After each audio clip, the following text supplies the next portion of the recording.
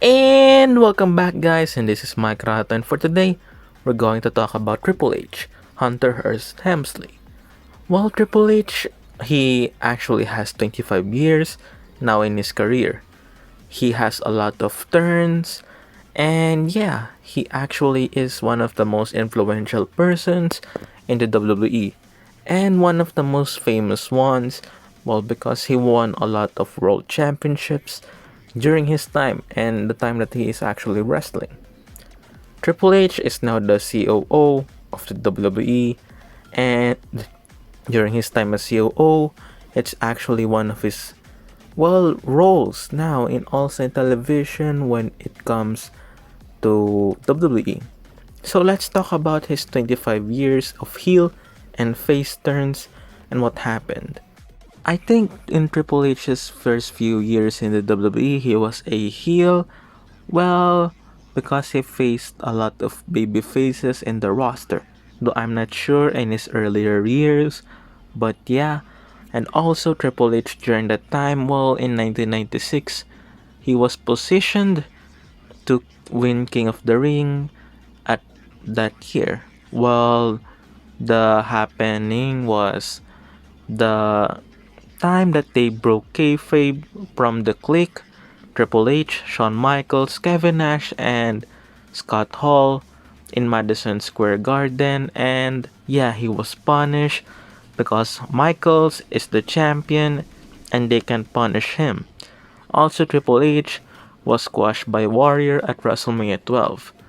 And by 1997, well, yeah, even though he was kind of punished in 1996, well, in 1997, he started to gain popularity. How? Because when he and Shawn Michaels, Rick Rude, and China formed the first version of the D-Generation X, where they feuded with Bret Hart and the Hart Foundation. During these times, Michaels was a great heel because of the heat when he cost The Undertaker the championship. And later on, Triple H joined them, and Rick Rude joined the first version of the Generation X, feuding with Stone Cold, The Undertaker, Bret Hart, and many babyfaces on the roster during that time, Owen Hart, and so on and so forth. And yeah, the push of Triple H happened in 1998 when Shawn Michaels was gone from the company. Well, not as a main eventer yet, but he won the IC title also during this time, and he has the feud with The Rock in this year. He actually gained success in 1999. But in 1998, he was a face. Now he turned face when Shawn Michaels actually left the D-Generation X group. Well, in 1999, when he joined the corporation, later on the corporate ministry, well, he was look strong, book strong, and yeah, he was one of the most guys who actually got pushed by this heel turn. And when the group disbanded, well, Triple H got his first world title win over Mankind in this year, and Triple H also had this huge heel run. By this heel run, he actually made one of the biggest heel in the WWF that time. Vince McMahon got a face pop from his actions and his group D Generation X. And after that, well, later on, Stephanie joined them, and the McMahon-Helmsley era started, with Triple H as its main leader. And now Triple H is leading the charge, and this year he was the biggest heel. In this time in 2000s, he actually got a huge title run with this, and a lot of title runs in the future. He actually dropped the title to The Rock. While during this year also, Triple H act like a tweener, which during his feud with Kurt Angle, well, he was still a tweener, not a babyface necessarily, because he turned on later to attack Stone Cold, revealing that he was actually the mastermind for running down Stone Cold Steve Austin. And this actually culminated to a feud between the two, with them having matches within each other, the three stages of hell, which they fought. And then The Undertaker fought Triple H at WrestleMania in WrestleMania 17, which Triple H lost that match. But the day after that, well, they formed the two-man power trip with Stone Cold and Triple H, just to make Austin have a huge heat more, because Triple H is actually a good heat magnet during that time, because he's a good, that great heel. So Stone Cold, McMahon, and Austin, well, they were side by side. And later on, the duo actually gathered all the championships in the WWE. The Tag Team Championships, the IC title to Triple H, and the WWE title to Stone Cold, which later, well, Triple H dropped the title to Kane, and the Tag Team Championships was dropped to Jericho and the guy WWE doesn't want to mention. And after that, well, Triple H actually was injured in that match, therefore he has to repair his knee. And during that, while Jericho was actually having a good run with the Undisputed Championship, the guy who actually was in the match, which Triple H was injured, and coincidentally they fought at WrestleMania 18 with Triple H winning the Undisputed title. So Triple H now is a face, but this face run isn't that much long. I think it is only like 8 or 10 months from January up to the August or September that year before SummerSlam, which he turned heel after Shawn Michaels returned. And they fought into this awesome street fight with Shawn Michaels winning, but Triple H is the one who's standing tall.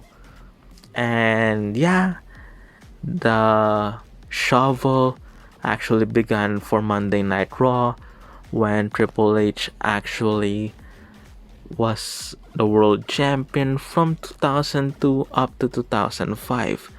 He dropped the title to some competitors, but he will regain it no matter what.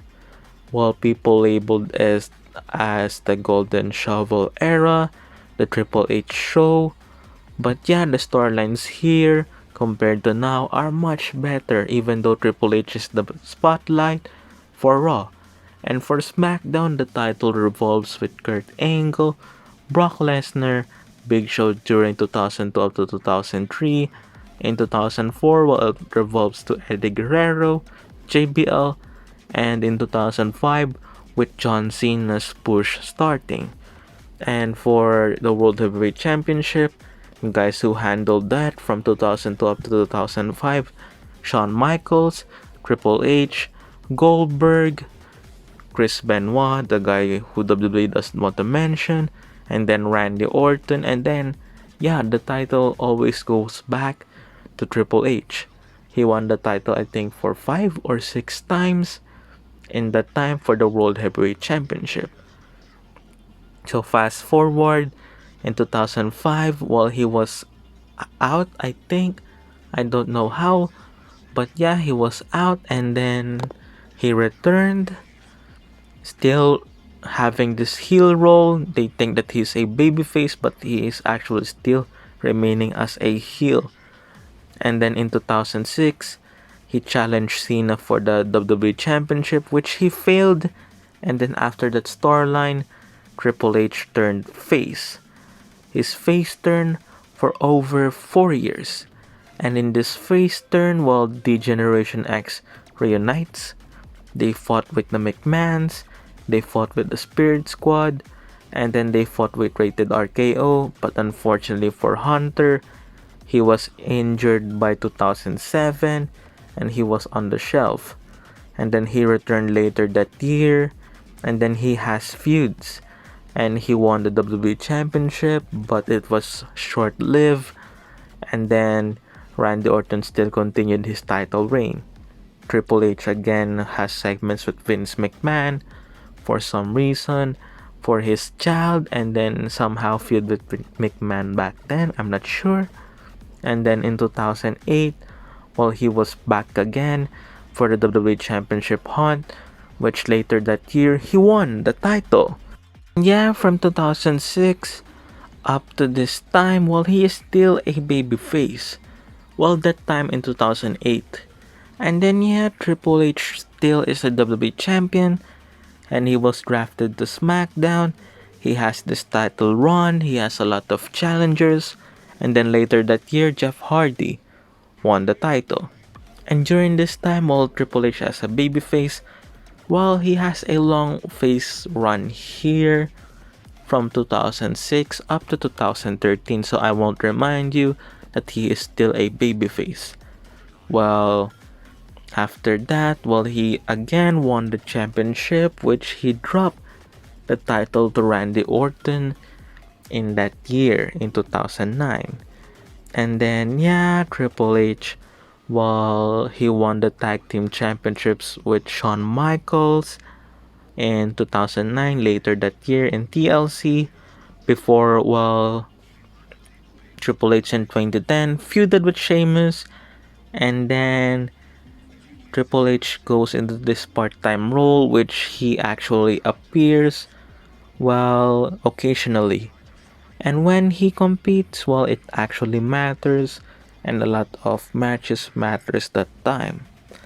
So Triple H returned at WrestleMania 27, fighting The Undertaker, and then a short feud with CM Punk because, well, Punk's pipe bombs actually mention him and Stephanie McMahon, and then they fought, and then after that, Triple H actually feuded with The Undertaker again to end the trio fight at WrestleMania, while Triple H fought The Undertaker at 17, 27, and 28, and the series of matches between the D-Generation X members and The Undertaker culminated for 4 straight years at WrestleMania. And then after that, Triple H has feuded with Brock Lesnar, which Triple H made Brock Lesnar look as strong, though he won one of their contests. But yeah, Triple H made Brock Lesnar look like a beast during this time before he actually goes for the streak, and yeah, he break it at WrestleMania 30 and feuding with CM Punk. For Triple H, while he turned heel for the first time in 7 years in SummerSlam 2013 when Randy Orton, Stephanie McMahon formed The Authority, which was later joined by Kane, and then Seth Rollins, and then The Big Show. So yeah, The Authority was born, and then the J&J Security. And then this Authority, well, the storyline for that actually is long. It took like 3 or 2 years, which they are actually on and off camera from 2015, but in 2014, 2013, they're almost every time at television cutting promos. Well, in 2015, well, they are still there, but they actually took shorter TV times.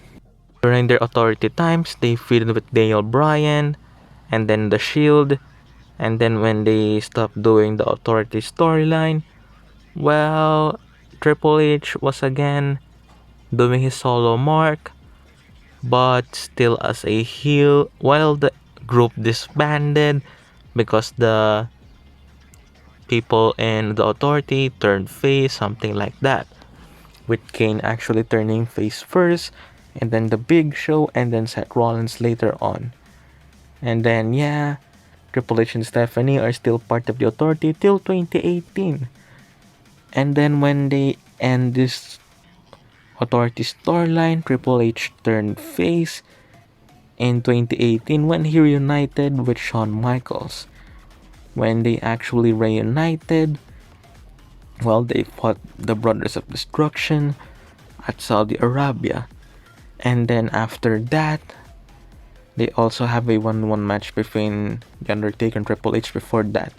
So yeah, and then after that, Triple H fought with heel Batista at WrestleMania 35. And then that's his matches. Well, I think he also fought Randy Orton at Saudi Arabia for their last match. I'm not sure what it is labeled for. But yeah, and then after that, he didn't competed at WrestleMania 36. I think he was one of the producers of AJ Styles versus The Undertaker's match at WrestleMania 36 when The Undertaker returned as the American Badass. So which character do I prefer Triple H with and why? As much as I love baby faces when people turn face, for a lot of people in my heel versus face series, I prefer them as a heel because of what they do and what they are capable of. Triple H has done a lot of things as a heel. He made Daniel Bryan's life suffer during his time with the Authority. He actually punished Mick Foley when the two are actually feuding, winning their matches. He actually destroyed Randy Orton when Orton was the face. He destroyed Batista. He actually had this good feud with Stone Cold. He feuded with The Rock. He feuded with top baby faces, The Undertaker, Kane, so on and so forth. And he was unbeatable during his reign of terror in 2002 up to 2005. Though people hated the fact that he was always the world champion, but no one can deny his talents when it comes to being a good heel, a perfect heel for during that time. So yeah, that's what is for today's video. Thank you for watching, and this is Mikeratto. Subscribe for more videos, like, comment down below, and share. Again, subscribe guys, and thank you for watching.